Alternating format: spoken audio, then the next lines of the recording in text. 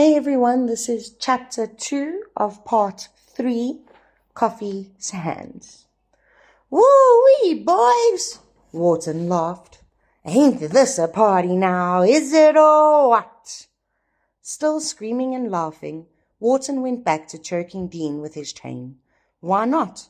Wharton knew what Dean and Harry and my friend Brutus Howell knew. They could only fry a man once. Hit him! Harry Terwilliger screamed. He had grappled with Wharton, tried to stop things before they got fairly started. But Wharton had thrown him off, and now Harry was trying to find his feet. Percy, hit him! But Percy only stood there, hickory baton in hand, eyes as wide as soup plates. He loved that damned baton of his. And you would have said this was the chance to use it he'd been pining for ever since he came to Cold Mountain Penitentiary. But now that it had come, he was too scared to use the opportunity. This wasn't some terrified little Frenchman like Delacroix, or a black giant who hardly seemed to know he was in his own body, like John Coffey. This was a whirling devil. I came out of Wharton's cell, dropping my clipboard and pulling my 38. For the second time that day, I had forgotten the infection that was heating up my middle. I didn't doubt the story the others told of Wharton's blank face and dull eyes when they recounted it later, but that wasn't the Wharton I saw. What I saw was the face of an animal, not an intelligent animal, but one filled with cunning and meanness and joy. Yes, he was doing what he had been made to do. The place and the circumstances didn't matter. The other thing I saw was Dean Stanton's red, swelling face. He was dying in front of my eyes. Wharton saw the gun in my hand and turned Dean towards it, so that I'd almost certainly have to hit one to hit the other. From over Dean's shoulder, one blazing blue eye dared me to shoot. Wharton's other eye was hidden by Dean's hair.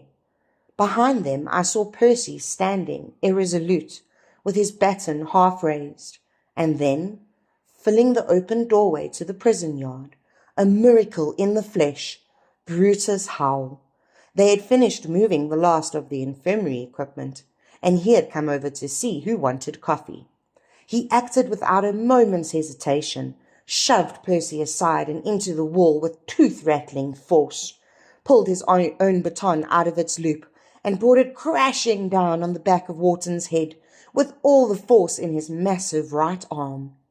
There was a dull whack sound, an almost hollow sound, as if there were no brain at all under Wharton's skull. And the chain finally loosened around Dean's neck. Wharton went down like a sack of meal, and Dean crawled away, hacking harshly and holding one hand to his throat, his eyes bulging. I knelt by him, and he shook his head violently. "Okay," he said. He rasped. "Take care of him." He motioned at Wharton. "Lock, cell." I didn't think he'd need a cell. As hard as Brutal had hit him, I thought he'd need a coffin. No such luck, though. Wharton was conked out, but a long way from dead. He lay sprawled on his side, one arm thrown out so that the tips of his fingers touched the linoleum of the Green Mile. His eyes shut, his breathing slow but regular.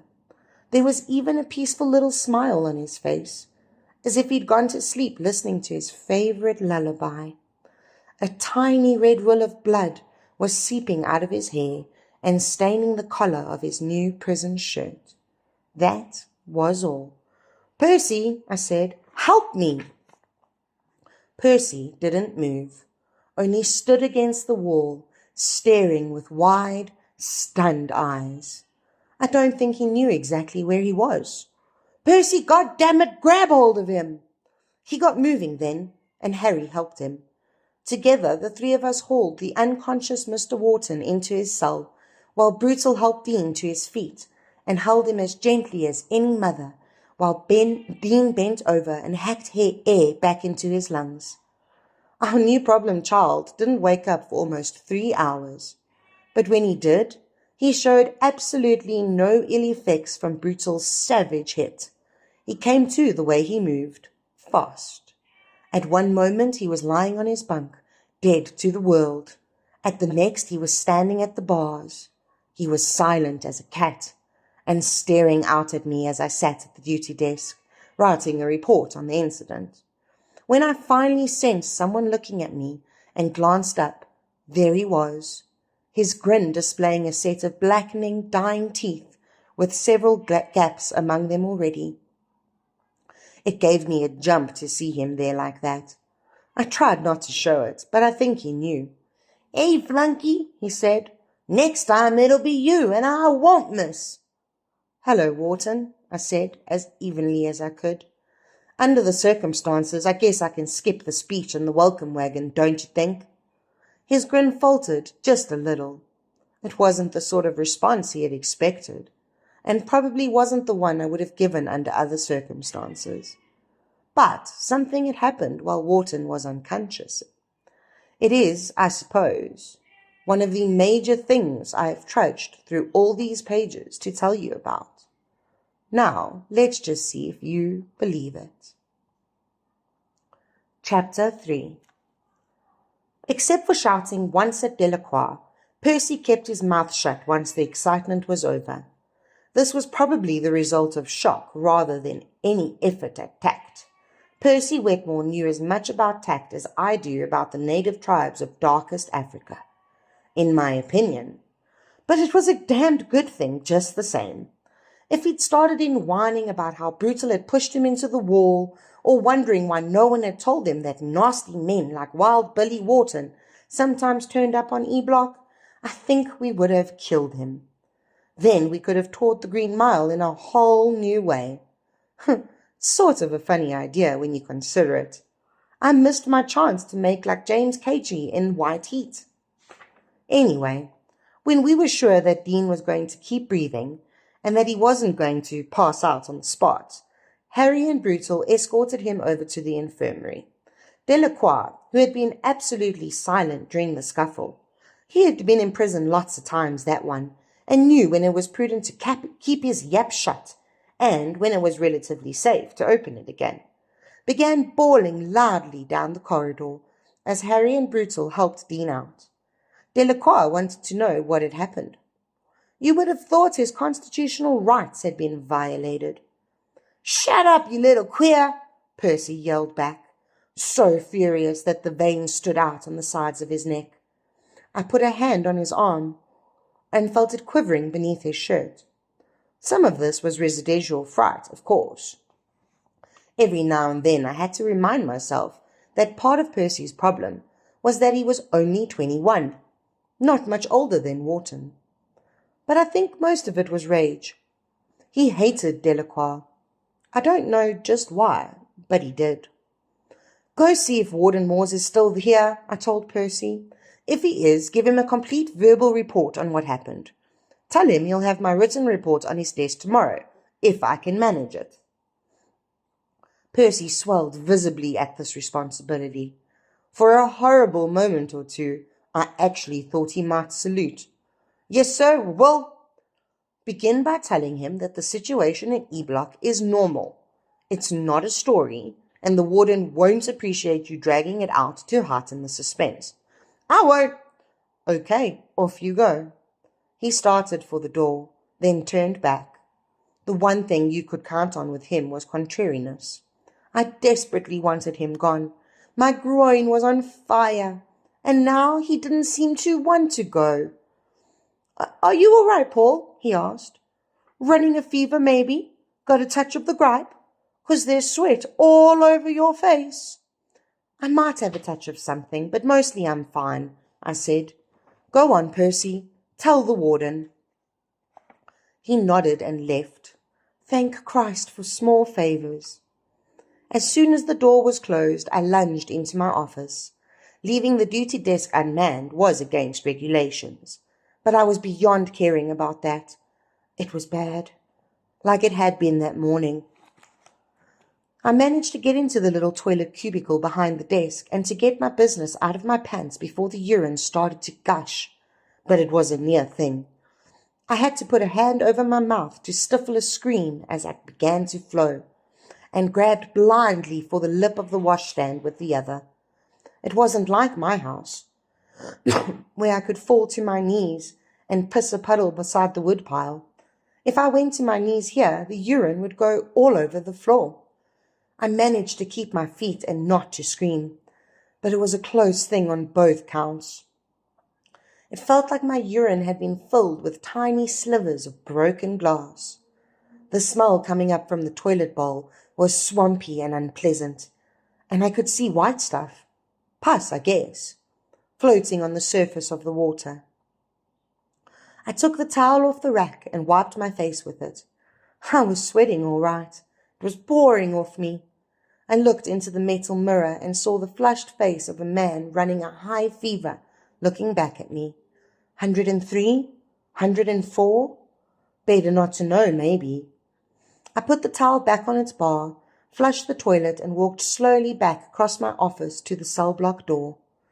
I was afraid Bill Dodge or someone else might have come in and seen 3 prisoners with no attendants, but the place was empty. Wharton still lay unconscious on his bunk. Delacroix had fallen silent, and John Coffey had never made a single noise at all, I suddenly realized. Not a peep, which was worrisome. I went down the mile and glanced into Coffey's cell, half expecting to discover he'd committed suicide in one of the 2 common death row ways, either hanging himself with his pants or gnawing into his wrists. No such thing it turned out. Coffey merely sat on the end of his bunk with his hands in his lap, the largest man I'd ever seen in my life, looking at me with his strange, wet eyes. "Cap'n," he said. "What's up, big boy?" "I need to see you." "Ain't you looking right at me, John Coffey?" He said nothing to this, only went on studying me with his strange, leaky gaze. I sighed.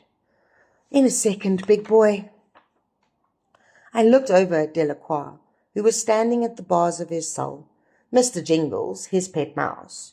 Delacroix would tell you he'd trained Mr. Jingles to do tricks, but us folks who worked on the Green Mile were pretty much unanimous in the opinion that Mr. Jingles had trained himself, was jumping restlessly back and forth from one of Dell's outstretched hands to the other, like an acrobat doing leaps from platforms high above the center ring. His eyes were huge, his ears laid back against his sleek brown skull.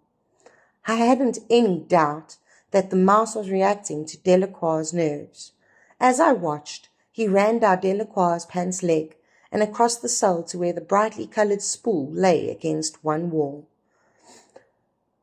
He pushed the spool back to Delacroix's foot and then looked up at him eagerly, but the little Cajun took no notice of his friend, at least for the time being. "What happened, boss?" Delacroix asked. "Who been hurt?"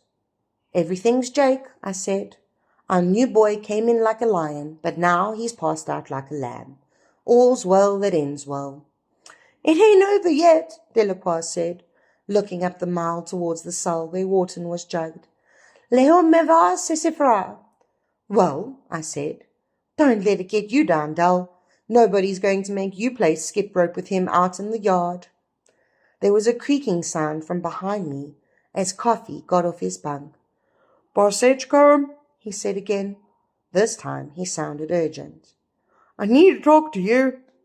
I turned to him, thinking, all right, no problem. Talking was my business.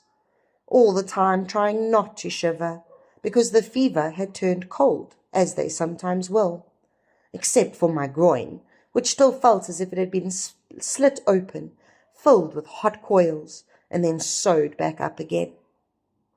"So talk, John Coffey," I said, trying to keep my voice light and calm. For the first time since he'd come onto E-Block, Coffey looked as though he was really there, really among us. The almost ceaseless trickle of tears from the corner of his eyes had ceased, at least for the time being, and I knew he was seeing what he was looking at. Mr. Paul Edgecombe, E-Block's bull goose screw, and not some place he wished he could return to and take back the terrible thing he'd done. "No," he said, "you got to come in here." "Now, you know I can't do that," I said, still trying for the light tone. At least not this minute. I'm on my own here for the time being, and you outweigh me by just about 1.5 tons. We've had us one hoorah this afternoon, and that's enough. So we'll just have us a chat through the bars, if it's all the same to you, and— Please! He was holding the bars so tightly that his knuckles were pale, and his fingernails were white. His face was long with distress, those strange eyes sharp with some need I could not understand. I remember thinking that maybe I could have understood it, if I hadn't been so sick, and knowing that that would have given me a way of helping him through the rest of it. When you know what a man needs, you know the man more often than not. Please, Boss Edgecombe, you have to come in. That's the nuttiest thing I've ever heard, I thought, and then realized something even nuttier. I was going to do it. I had my keys off my belt, and I was hunting through them for the ones that opened John Coffey's cell. He could have picked me up and broken me over his knee like kindling on a day when I was well and feeling fine, and this wasn't that day. All the same, I was going to do it, on my own, and less than half an hour after a graphic demonstration of where stupidity and laxness could get you when you were dealing with condemned murderers. I was going to open this black giant's cell, go in, and sit with him.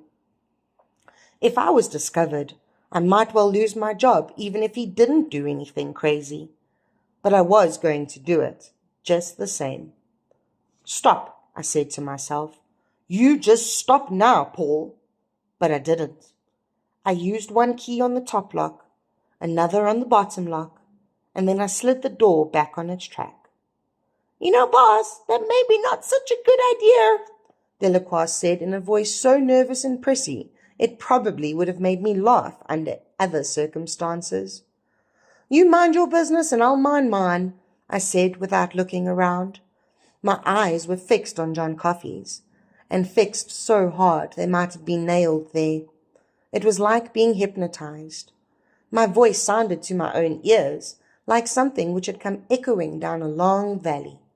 Hell, maybe I was hypnotized. You just lie down and take you a rest. Christ, this place is crazy, Delacroix said in a trembling voice.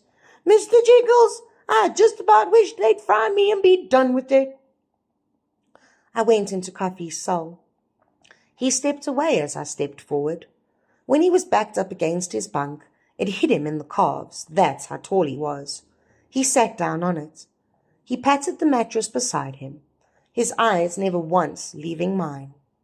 I sat down there next to him, and he put his arm around my shoulders, as if we were at the movies and I was his girl. What do you want, John Coffey? I asked, still looking into his eyes, those sad, serene eyes. Just to help, he said. He sighed like a man will when he's faced with a job he doesn't want to do. And then he put his hand down in my crotch, on that shelf of bone a feet or so below the navel. Hey, I cried, get your goddamn hand. A jolt slammed through me then, a big, painless whack of something. It made me jerk on the cot and bow my back, made me think of old Toots shouting that he was frying, he was a dom-tom turkey. There was no heat, no feeling of electricity, but for a moment the colour seemed to jump out of everything, as if the world had been somehow squeezed and made to sweat. I could see every pore on John Coffey's face. I could see every bloodshot snap in his haunted eyes. I could see a tiny healing scrape on his chin. I was aware that my fingers were hooked down into claws on thin air, and that my feet were drumming on the floor of Coffey's cell. Then it was over. So was my urinary infection. Both the heat and the miserable, throbbing pain were gone from my crotch, and the fever was likewise gone from my head. I could still feel the sweat it had drawn out on my skin, and I could smell it, but it was gone all right. What's going on? Delacroix called shrilly. His voice still came from far away, but when John Coffey bent forward, breaking eye contact with me, The little Cajun's voice suddenly came clear. It was as if someone had pulled wads of cotton or a pair of shooter's plugs out of my ears. "What's he doing to you?" I didn't answer. Coffey was bent forward over his own lap, with his face working and his throat bulging. His eyes were bulging too. He looked like a man with a chicken bone caught in his throat. "John," I said. I clapped him on the back. It was all I could think of to do. "John, what's wrong?" He hitched under my hand, then made an unpleasant, gagging, retching sound. His mouth opened the way horses sometimes open their mouths to allow the bit, reluctantly, with the lips peeling back from the teeth in a kind of desperate sneer. Then his teeth parted too, and he exhaled a cloud of tiny black insects that looked like gnats or nauseums. They swirled furiously between his knees, turned white, and disappeared. Suddenly, all the strength went out of my midsection. It was as if the muscles there had turned to water. I slumped back against the stone side of Coffey's cell. I remember thinking the name of the Saviour, Christ, Christ, Christ, over and over like that. And I remember thinking that the fever had driven me delirious. That was all. Then I became aware that Delacroix was bawling for help. He was telling the world that John Coffey was killing me, and telling it at the top of his lungs. Coffey was bending over me all right, but only to make sure I was okay. "Shut up, Dal," I said, and got on my feet. I waited for the pain to rip into my guts, but it didn't happen. I was better. Really. There was a moment of dizziness, but that passed even before I was able to reach out and grab the bars of Coffey's cell door for balance. "I'm totally okie dokie." "You get on out of there," Delacroix said, sounding like a nervy old woman telling a kid to climb down out of that era apple tree. "You ain't supposed to be in there with no one else on the block." I looked at John Coffey, who sat on the bunk with his huge hands on the tree stumps of his knees. John Coffey looked back at me. He had to tilt his head up a little, but not much. "What did you do, big boy?" I asked in a low voice. "What did you do to me?" "Helped," he said. I helped it, didn't I?" "Yeah, I guess. But how? How did you help it?" He shook his head, right, left, back to dead center. He didn't know how he'd helped it, how he'd cured it. And his placid face suggested that he didn't give a rat's ass, any more than I'd give a rat's ass about the mechanics of running when I was leading in the last 50 yards of a 4th of July 2-miler. I thought about asking him how he'd known I was sick in the first place, except that would undoubtedly have gotten the same headshake. There's a phrase I read somewhere and never forgot, something about an enigma wrapped in a mystery. That's what John Coffey was. And I suppose the only reason he could sleep at night was because he didn't care. Percy called him the idiot, which was cruel, but not too far off the mark. Our big boy knew his name, and knew it wasn't spelt like the drink, and that was just about all he cared to know. As if to emphasize this for me, he shook his head in that deliberate way one more time, then lay down on his bunk with his hands clasped under his left cheek like a pillow, and his face to the wall. His legs dangled off the end of the bunk, from the shins on down, but that never seemed to bother him. The back of his shirt had pulled up, and I could see the scars that crisscrossed his skin. I left the cell, turned the locks, then faced Delacroix, who was standing across the way with his hands wrapped around the bars of his cell, looking at me anxiously, perhaps even fearfully. Mr. Jingles perched on his shoulder, with his fine whiskers quivering like filaments. "What dat doggy man do to you?" Delacroix asked. "What dat Chris? He throw some Chris on you?" Spoken in that Cajun accent of his. Chris rhymed with pee-pee. "I don't know what you're talking about, Dal." Devil you don't. Look at you, all changed. You even walk different, boss. I probably was walking different at that. There was a beautiful feeling of calm in my groin, a sense of peace so remarkable it was almost ecstasy. Anyone who suffered bad pain and then recovered will know what I'm talking about. Everything's all right, doll, I insisted. John Coffey had a nightmare, that's all. Here, Gris man, Delacroix said vehemently. There was a nestle of sweat beads on his upper lip. He hadn't seen much, just enough to scare him half to death. Here, hoodoo man. What makes you say that?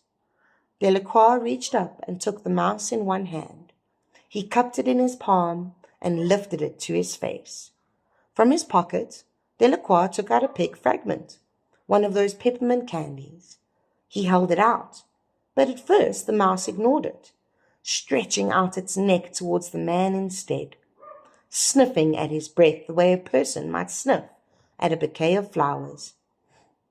Its little oil-drop eyes, slitted most of the way, closed in an expression that looked like ecstasy. Delacroix kissed its nose, and the mouse allowed its nose to be kissed. Then it took the offered piece of candy and began to munch it. Delacroix looked at it a moment longer, then looked at me. All at once I got it. The mouse told you, I said. Am I right? Oui. Like he whispered his name to you. Oui, in my ear he whispered it. Lie down, doll, I said. Have you a little rest. All that whispering back and forth must wear you out. He said something else, accused me of not believing him, I suppose. His voice seemed to be coming from a long way off again, and when I went back up to the duty desk, I hardly seemed to be walking at all. It was more like I was floating, or maybe not even moving. The cells just rolling past me on either side, movie props on hidden wheels. I started to sit like normal, but halfway into it my knees unlocked, and I dropped onto the blue cushion Harry had bought from home the year before, and plopped onto the seat of the chair. If the chair hadn't been there, I reckon I would have plopped straight to the floor without passing go or collecting $200. I sat there, feeling the nothing in my groin where a forest fire had been blazing not 10 minutes before. I helped it, didn't I? John Coffey had said. And that was true, as far as my body went. My peace of mind was a different story, though. That he hadn't helped at all. My eyes fell on the stack of forms under the tin ashtray we kept on the corner of the desk. Block report was printed at the top, and about halfway down was a blank space headed, Report all unusual occurrences. I would use that space in tonight's report, telling the story of William Wharton's colourful and action-packed arrival. But suppose I also told what had happened to me in John Coffey's cell.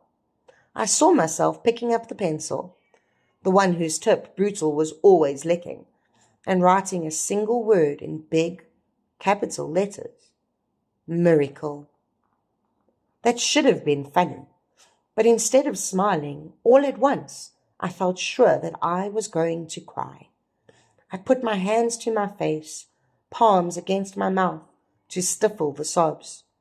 I didn't want to scare Dull again, just when he was starting to get settled down. But no sobs came, no tears either. After a few moments, I lowered my hands back to the desk and folded them. I didn't know what I was feeling, and the only clear thought in my head was a wish that no one should come back onto the block until I was a little more in control of myself. I was afraid of what they might see in my face. I drew a block report form towards me. I would wait until I'd settled down a bit more to write about how my latest problem child had almost strangled Dean Stanton, but I could fill out the rest of the boilerplate foolishness in the meantime. I thought my handwriting might look funny, trembly, but it came out about the same as always. About 5 minutes after I started, I put the pencil down and went into the WC adjacent to my office to take a leak. I didn't need to go very bad, but I could manage enough to test what had happened to me, I thought. As I stood there, waiting for my water to flow, I became sure that it would hurt just the way it had that morning, as if I were passing tiny shards of broken glass. What he'd done to me would turn out to be only hypnosis after all, and that might be a relief in spite of the pain. Except there was no pain, and what went into the bowl was clear, with no signs of pus. I buttoned my fly, pulled the chain that flushed the commode, went back to the duty desk, and sat down again. I knew what had happened. I suppose I knew even when I was trying to tell myself I'd been hypnotized. I'd experienced a healing, an authentic praise Jesus, the Lord is mighty. As a boy who'd grown up going to whatever Baptist or Pentecostal church my mother and her sisters happened to be in favor of during any given month, I had heard plenty of praise Jesus, the Lord is mighty miracle stories. I didn't believe all of them, but there were plenty of people I did believe. One of these was a man named Roy Delphines, who lived with his family about 2 miles down the road from us when I was 6 or so. Delphines had chopped his son's little finger off with a hatchet, an accident which had occurred when the boy unexpectedly moved his hand on a log he'd been holding on the backyard chopping block for his dad. Roy Delphines said he had practically worn out the carpet with his knees that fall in winter, and in the spring the boy's finger had grown back. Even the nail had grown back. I believed Roy Delphines when he testified at Thursday night rejoicing. There was a naked, uncomplicated honesty in what he said as he stood there, talking with his hands jammed deep into the pockets of his bibbles that was impossible not to believe. It itched him some when that finger started coming, kept him awake nights, Roy Delphines said. But he knowed it was the Lord's itch and let it be. Praise Jesus, the Lord is mighty. Roy Delphines' story was only one of many. I grew up in a tradition of miracles and healings. I grew up believing in Grease as well. Only, up in the hills, we said it to rhyme with kiss kiss. Stump water for warts, moss under your pillow to ease the heartache of lost love, and, of course, what we used to call haints. But I did not believe John Coffey was a Grease man. I had looked into his eyes. Most important, I had felt his touch. Being touched by him was like being touched by some strange and wonderful doctor. I hoped it, didn't I? That kept chiming in my head, like a snatch of song you can't get rid of, or words you'd speak to set a spell. I hoped it, didn't I? Except he hadn't. God had. John Coffey's use of I could be chalked up to ignorance rather than pride. But I knew, believed at least, what I had learned about healing in those churches of praise Jesus, the Lord is mighty, piney woods, amen corners, much beloved by my 22-year-old mother and my aunts, that healing is never about the healed or the healer, but about God's will. For one to rejoice at the sick made well is normal, quite the expected thing. But the person healed has an obligation to then ask why, to meditate on God's will and the extraordinary lengths to which God has gone to realize his will. What did God want of me in this case? What did he want badly enough to put healing power in the hands of a child murderer? To be on the block instead of at home, sick as a dog, shivering in bed with the stink of sulfur running out of my pores? Perhaps I was maybe supposed to be here instead of home, in case Wild Billy Wharton decided to kick up more Dickens, or to make sure Percy Wetmore didn't get up to some foolish and potentially destructive piece of fuckery. All right then, so be it. I would keep my eyes open and my mouth shut, especially about miracle cures. No one was apt to question my looking and sounding better. I'd been telling the world I was getting better, and until that very day I'd honestly believed it. I had even told Warden Moores that I was on the mend. Delacroix had seen something, but I thought he would keep his mouth shut too. probably afraid John Coffey would throw a spell on him if he didn't. As for Coffey himself, he'd probably already forgotten it. He was nothing but a conduit, after all, and there isn't a culvert in the world that remembers the water that flowed through it once the rain has stopped. So I resolved to keep my mouth completely shut on the subject, with never an idea of how soon I'd be telling the story, or who I'd be telling it to. But I was curious about my big boy, and there's no sense not admitting it. After what had happened to me, there, in his cell, I was more curious than ever.